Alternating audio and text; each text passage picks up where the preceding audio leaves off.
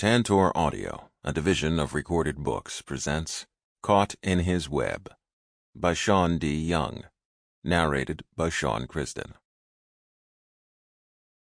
Prologue. "Spyder!" Sara Simmons yelled as she knocked frantically on the apartment door. "Are you in there?" She jiggled the brass door knocker as if that would make him magically appear, but there was still no answer. If only he would hurry, because she needed help from him and not her brother, Spyder's roommate. She didn't see her brother Adam's car outside when she pulled up in front of the apartment complex, so she was confident that he wouldn't be there when she told Spyder what happened to her the night before. The last thing she needed was for him to find out. She wouldn't be able to give him all the details because she couldn't remember. "Please be home," Sara repeated over and over again as she waited for Spyder to answer. Her stomach turned as she thought about her brother's reaction if he found out what she was about to tell Spyder. She couldn't believe what she'd done, but from the text she received this morning, there she was, live and in living color. A neighbor peeped out into the hall as she continued to bang on the door, but she didn't care. Sara kept on knocking. What was taking Spyder so long to come to the door? She needed him right away. He was the only person that she could think of to help her. Sara balled up her fist and hit the door so hard that her knuckles hurt. She was in deep shit, and there was still no answer. The tears were streaming down her face when suddenly the door opened. Clearly, having been asleep, he was shirtless, and it looked as if he rushed to put on his jeans because they were undone. Trying hard not to be distracted by his broad, muscular chest, she looked down to his bare feet and admired how nice they were for a man. "Sara," Spyder said, bringing her attention back to his face. He quickly peeked his head into the hallway before pulling her inside with him. All that time she stood outside waiting to tell him about the awful thing that happened to her last night. Now she couldn't speak. "What's wrong, baby girl?" he asked, escorting her over to the sofa. "Did something happen to your parents or your brothers?" Sara shook her head while trying to gain some composure. She understood why he'd ask that question first, but she wanted him to know that she was the one that needed him.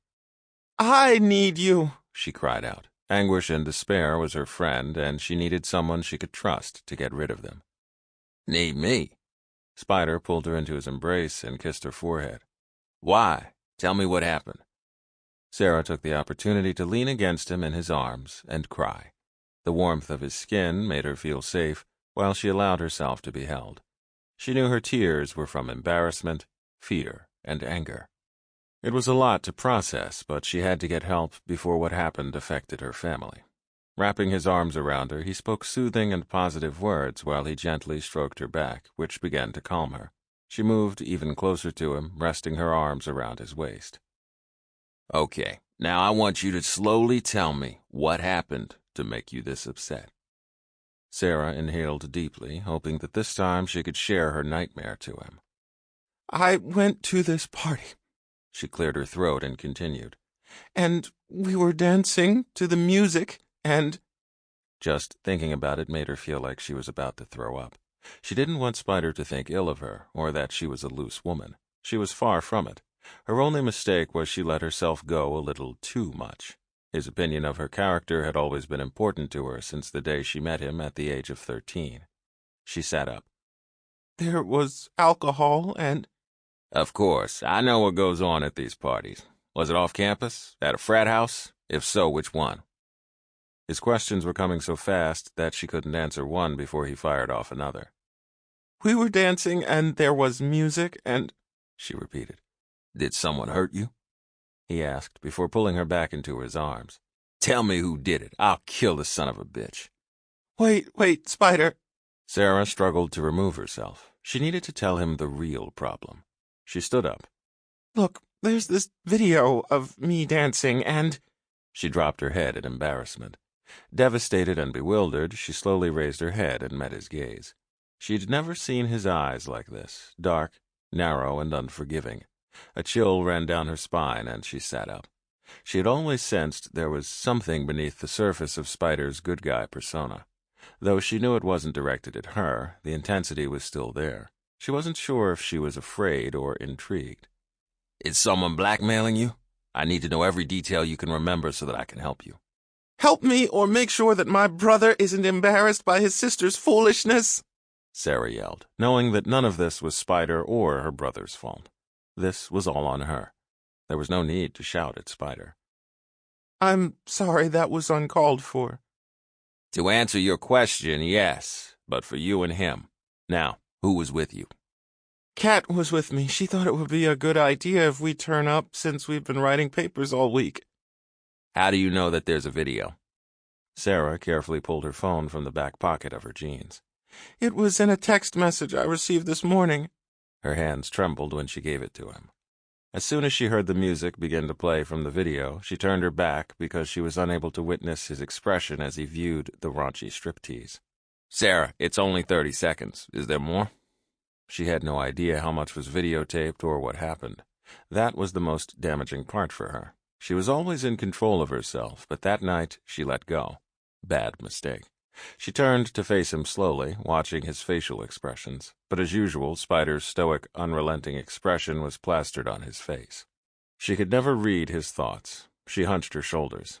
I don't know. Do you see the message? For several seconds, Spyder's silence seemed like an eternity before he nodded. We've got you now, bitch, Spyder read aloud. His eyebrows furrowed, and there was dead silence in the room. When is Adam coming back? He went to run some errands, so it may be a while. He pressed the button. All she could hear was the music. He watched the video again and handed the phone back. I'll take care of it, and we won't speak of this incident again. Are you sure? I don't want this to hurt my brother. Let me handle it, and it won't. How? When? She wanted to make sure that something was done before her family found out. Her mother, a district judge, and her father, a federal prosecutor, would be ashamed of her conduct. To top it off, her oldest brother was an aspiring politician.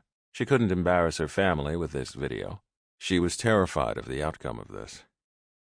If I have to own up to it, I will. I told you not to worry about it. I'll handle things from here. Do you think your roommate will say anything? I don't think so.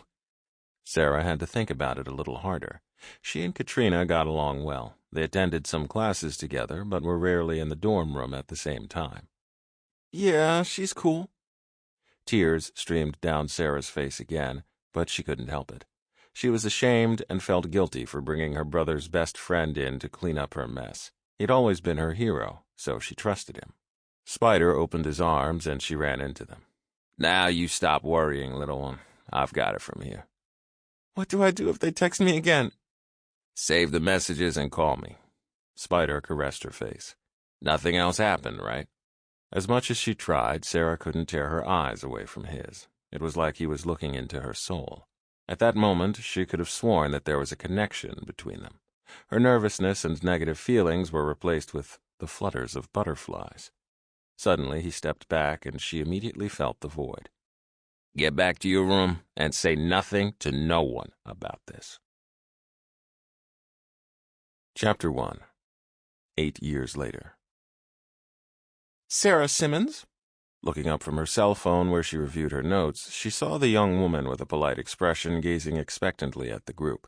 Sara had been silently practicing her presentation as she anxiously waited for her name to be called. She quickly gathered her things and stood. Yes, I'm Sara Simmons. The receptionist smiled. They're ready for you now. Being a clothing designer is all she'd ever wanted since she was a little girl. She enjoyed making clothes for her dolls from anything she could find, such as paper towels and old rags. Living in a house filled with lawyers, a politician, a prosecutor, and a judge wasn't easy. The subject of the day was always law and order, and Sara wanted no parts of it. Even though her mother tried to push her in that direction, Sara left all of that to her brothers. She drifted into her own world of high fashion with magazines, beautiful garments, fabrics, patterns, and accessories. She'd sit by the window in her bedroom and sketch, illustrating all of her ideas.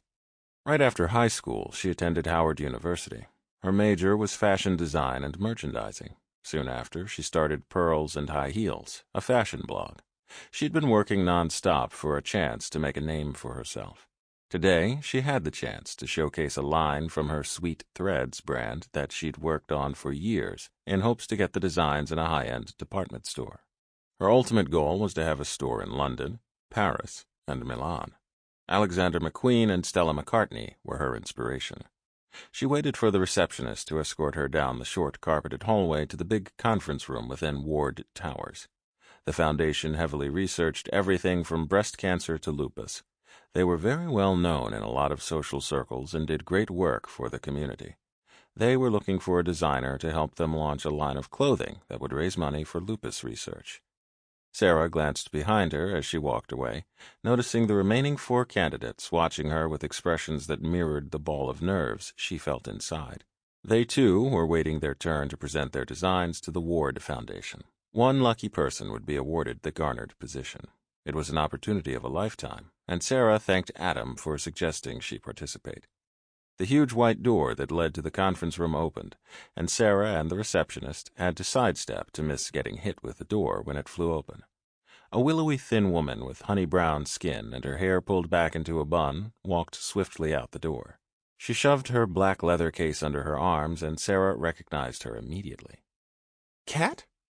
The woman stopped abruptly and turned in her direction. She rushed over to her and grabbed her. Sara? It's been such a long time. They squeezed each other tightly.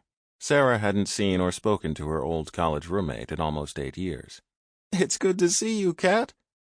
The years have been kind to Katrina Johnson. She was still tall, willowy thin, glowing skin, and as beautiful as she was when they were in college. She'd replaced her freestyle punk rock hairstyle with a classic and mature chignon. You look so good, Katrina said. But I'm not surprised. You were always all about how you looked. Wait, what kind of compliment was that?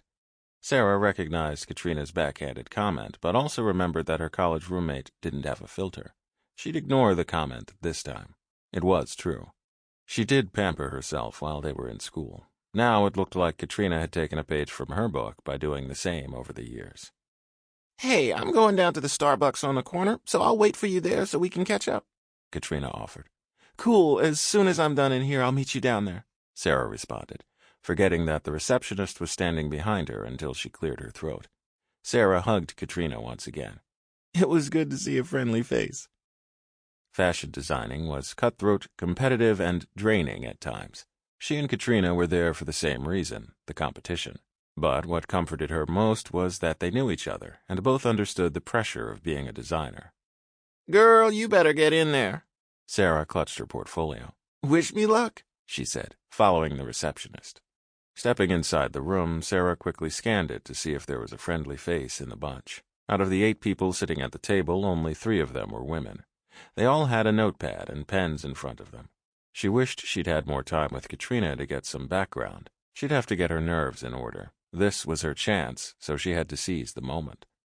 A tall, gray-haired man stood by the window looking out from 15 stories up. Sir, Sara Simmons? The receptionist said before leaving the room and closing the door behind her. Putting on her best smile, Sara wished her nerves to relax, and she confidently walked over to the table. Good morning, she said to everyone. Most of the men nodded, but one of the women gave her a smile with a nod. The gray-haired man walked over and reached out to her. Ms. Simmons, I'm Beryl Ward, chairman of the Ward Foundation. Thank you for coming in today. He moved to his seat. We are looking for several upcoming designers to assist us with creating our own line that would raise funds for lupus. We will also put on a charity fashion show. Yes, I'm so excited about raising money for lupus research. We chose lupus because of my sister, Bernadette. He looked over at the woman she spoke to earlier. Her daughter, Angela, is suffering from it. Sara looked over at Bernadette. I'm so sorry to hear that your daughter is suffering. My good friend has it as well. It can be a very debilitating disease. Bernadette nodded as she adjusted herself in her chair. My daughter loves fashion and has been designing clothes ever since she was a little girl. We want to put on this fashion show in her honor. Again, Sara smiled. She could tell that the Wards were family-oriented. She was extremely close with her family, too. Sara was beginning to relax. Please have a seat, Beryl said, taking his chair as well. Sara smoothed out the back of her flared skirt and sat down. Thank you for this opportunity. Beryl exhaled loudly. You know, Sara, we've seen a lot of designers today, so I think I want to mix it up. Sara had no idea what that meant, but would go with the flow. Always be prepared, her mother always said. She was ready. Works for me, she said, putting her portfolio on the floor next to her chair. If they asked for it, she'd have it readily available. She relaxed her shoulders. They're people, just like me, she thought to herself. But her next thought was, they are the people that could launch my career as a fashion designer, something that she'd wanted for more years than she could count. We've reviewed your submission. You're very talented. We want to get to know you a little better. Sure. The designer we choose will work with a full staff. The designs we choose from the collection will be picked up by Amazon. All of the proceeds will go to lupus research. Sara could feel her pulse race. She was excited that she could potentially design clothing that everyone had access to online. Wow, this is such a great plan. Beryl nodded. Yes, for the big event, the attendees will place orders from the pieces presented in the fashion show. There will also be several special pieces that will go into a silent auction.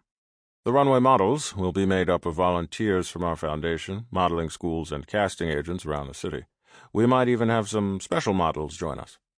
I'm still working on that, Bernadette said. Sara, why did you choose fashion design as a career? A short, dumpy man with a bald head asked, looking over the top of his horn-rimmed glasses. His gaze was steady on her. One of her colorful sketches showed up on the screen in front of her. Sara couldn't hold back her smile because it was one of her favorite pieces. The rose-colored 1950s-inspired sleeveless dress was accompanied with a light swing overcoat. The whole time she sketched the classic piece, she saw the everyday woman wearing it. She was so proud of it. Ever since I was a little girl, I've loved clothes. My mom always said I had an eclectic taste in fashion, Sara giggled. Since I was 9 years old, I worked on an old Singer machine that once belonged to my grandmother. So you're a seamstress as well as a designer? One of the women asked. Yes, I get so much joy when I've completed an outfit. It's why I live. It's why you live, the same man repeated. When people look good in their clothes, they feel good about themselves. I want to create garments that give them that feeling. In doing so, it always gave Sara a warm feeling of accomplishment and satisfaction when she saw her client's reaction. I'd think those people would have a self-esteem deficit. Clothes don't make the man, so to speak, an older gentleman stated. No, they don't. She made sure to divide her focus and to make eye contact with every single person as she spoke. But I believe that they are an extension of their personality. It shows mood and can affect one's emotions. I can see that, one of the women said. Sara noticed the others were shaking their heads, some even whispering to one another. She hoped she was connecting with the members. If they understood her way of thinking, it would mean that they could relate to her designs. A sense of great satisfaction and relief came over Sara. It prompted her to go further with her perspective. For example, a woman could be wearing jeans, a t-shirt, a blazer, and high heels. She could be viewed as being dressed up. But she could take all those same elements, but slip on a pair of sneakers, and she's ready to go to a baseball game. People exercise their freedom with their fashion, too, another member of the board added. Right, they can be whomever they want when they dress in certain clothing, Sara said. All the while feeling good about it, Bernadette commented. Exactly, Sara replied. Makes a man stand up taller. She should thank the gentleman for asking the question since it sparked such a good conversation. It was a sign that the interview was going well. Sara continued answering every question with no nervous butterflies in sight. She was so grateful that she could let go of all her anxious feelings. Well, Sara, he stood. It has been a pleasure to meet you. I promise we will be making our decision within the next 24 hours. He glanced at the rest of the board members, who all nodded. I think we've made our decision. The butterflies returned, only because Sara was confident that she would be included in their decision. She felt self-assured. She shook his hand. Excited about the opportunity. It was a pleasure. The others got up from their seats and gathered in small groups. She couldn't hear what they were saying as she tried to keep her focus on Beryl. I've heard a lot about your foundation, and you should be proud of the work you've been doing for the community. Yes, we've enjoyed the success we've had so far with our other causes, but this one touches home so much more than any other. Bernadette joined them. Yes, we were shocked when my Angela was diagnosed with it. Before Sara could think about her actions, she touched the woman's arm. I know. When my friend Gia told me that it was what was causing her frequent pain and fatigue, I couldn't believe it. More and more women of color are being diagnosed with this terrible condition, Bernadette said.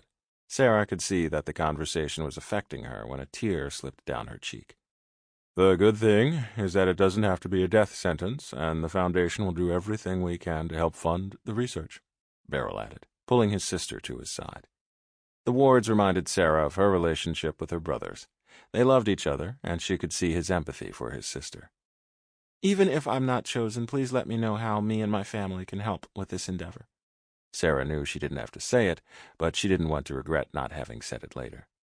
Thank you, Beryl replied. Again, it was nice to meet you, Sara. You as well, Mr. Ward. Sara watched him walk away and join another group over by the window. I have one last question, Bernadette said. Sure, I hope I have the right answer, Sara said playfully. I loved the name of your clothing line. Is there any meaning behind the name Sweet Threads? It's a really funny story. I'd love to hear it. The woman escorted Sara over to a small sitting area in the corner of the room. I have 4 brothers, and they were always snatching my sketch pad from me. They'd come into my room and mess with the fabrics on my mannequin, trying to irritate me. Bernadette looked over at Beryl with affection. Oh, yes, how I know them well. Beryl used to chase me with a dead frog when we were up at our family cabin every year. But anyway, finish your story. I'd run after them and they'd stop. Adam would ask, "What are you drawing?" I'd tell him the vision in my head, and he'd always say, "Sweet." Thus, Sweet Threads. Sara nodded. I know it sounds corny, but I love it. You are so down to earth and gifted. It was so refreshing to speak with you today. I'd love for you to meet my daughter. Words escaped Sara, but she knew that she needed to say something quickly. Was it a test? Sara smiled. You have my contact information, Mrs. Ward. Reach out any time. I'll do that. Suddenly, the receptionist appeared, and Sara gathered her things and walked toward her. Pumped, empowered, enthusiastic, and hopeful, Sara was proud of herself and her work. Her interview was a home run as far as she was concerned.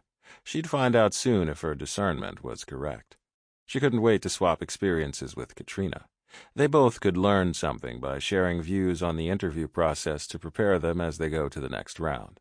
She was that confident. Sara got into the elevator and headed for the lobby. It was much later than she thought, so she hoped that Katrina was still waiting down at Starbucks. She couldn't be sure since they hadn't swapped numbers. She'd have to take the walk down there and see. With the sun peeping out from behind the skyscrapers, Sara joined in with the hustle and bustle of the Big Apple. She walked as fast as she could and finally spotted Katrina sitting at one of the tables near the window. She caught her attention and waved as she walked briskly toward her. Sara slid into the seat across from her former roommate and exhaled. Girl, took you long enough? I know, right? Sara said, smoothing out her skirt underneath her. Did they want to know about your great-great-grandpa or what? Sara chuckled. It did take a long time? Girl, yes, I've had 2 caramel macchiatos. Too much sugar, Sara replied. I'm going to be bouncing off the walls. They both laughed. Do you want something? Sara threw her hand forward. I don't need any caffeine. I'm already too excited to eat or drink anything. Katrina sat up straight. It went that good? There was a glint in Katrina's eyes that Sara hadn't seen before. She didn't feel that she knew her well enough to know what it meant. I think it was positive. How did you find out about the Ward Foundation? Katrina asked. My brother was at a fundraiser and they were talking about funding research for lupus. That's right. Your brother Adam is running for governor, so it must have been easy for you to get in. Sara gave a slight frown and changed her expression to a blank stare. No, I don't think so. I had to do what everyone else had to do. Katrina nodded. Well, okay. You've always had connections that regular people craved. You mean because of what my parents do for a living? Katrina nodded. Sara didn't have a reply because she couldn't help that she was born to people who aspired to be lawmakers. I remembered your brother always bringing food to the dorm for us. During that time, Sara always got a visit from someone in her family. Yes, and as I remembered it, we were both grateful because we were broke. Katrina laughed. You mean I was broke? Somebody from your family was always giving you something. I think all college kids go through that, Sara said, and then giggled. Katrina stirred her drink with the straw. I guess you're right. Man, those were the days. She leaned forward. Is your brother still friends with that fine-ass Derrick Webb? At first, Sara had to think for a minute, since she'd never called him by his given name. Spyder? Since her brother introduced Spyder to the family, it was the only name she'd ever said. At that moment, a spontaneous image of the tall, well-built, dark-skinned man filled her thoughts. Any time she thought of him, she felt warm inside. Her mind wandered to the one time he'd come to town and invited her to have dinner with him. They had such a good time laughing and talking together. He even shared his dessert with her. Their eyes met and held when their spoons dipped into the creamy banana split at the same time. He stopped her and wiped cream from her lip.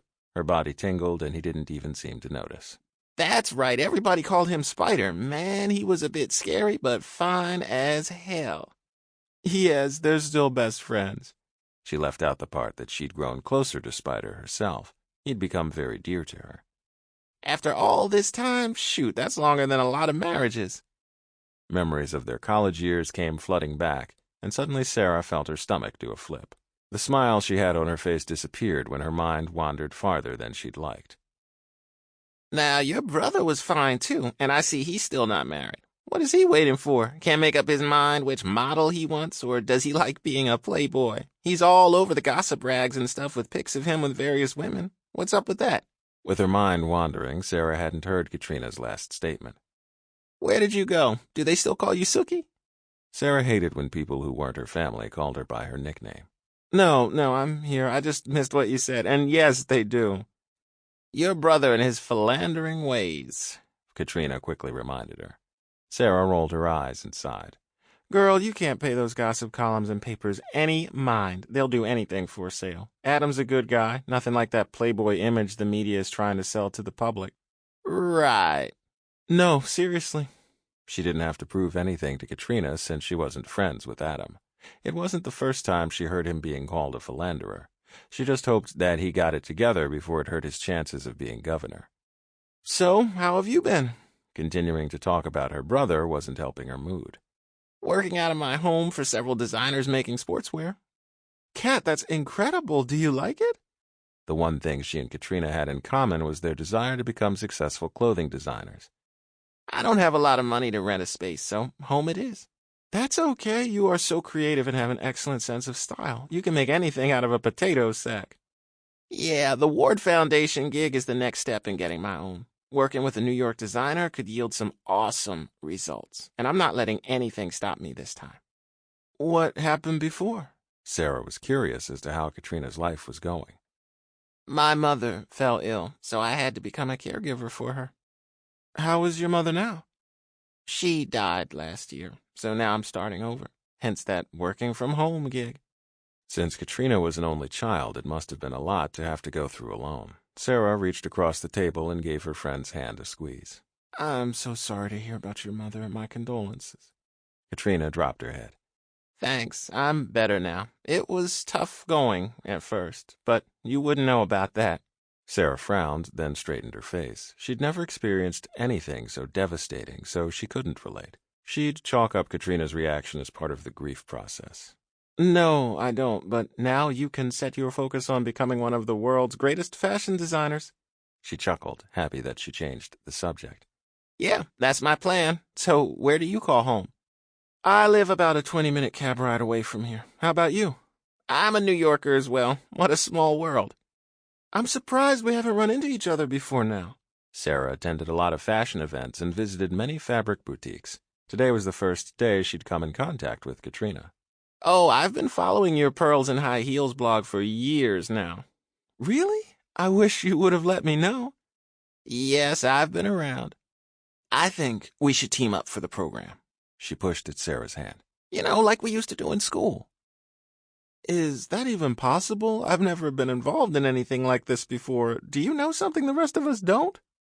They'd collaborated on a final project while they were at Howard. It turned out great, but they bumped heads a lot. She didn't like the way it affected their relationship, so she was leery about doing it again. Sara's process had evolved, but she hadn't collaborated with anyone since design school. All decisions were her own. This is the first year the Ward Foundation is giving an opportunity to aspiring designers. Katrina looked at her watch. I wonder how long they're going to take to make a decision. Did they give you a timeline? Sara shook her head. No, just that they'd get back to me once they've made one. Girl, I can't believe that we're sitting here together. It has been a long time. I really missed you. Me too, Sara said. We've got to stay in touch. I hate waiting, so I was thinking about doing some shopping. Nothing too serious. Just wanted to do something to take my mind off of things. Why don't you come with me? Hang out like we used to back in the day. Sara stood. She didn't. Sample complete. Ready to continue?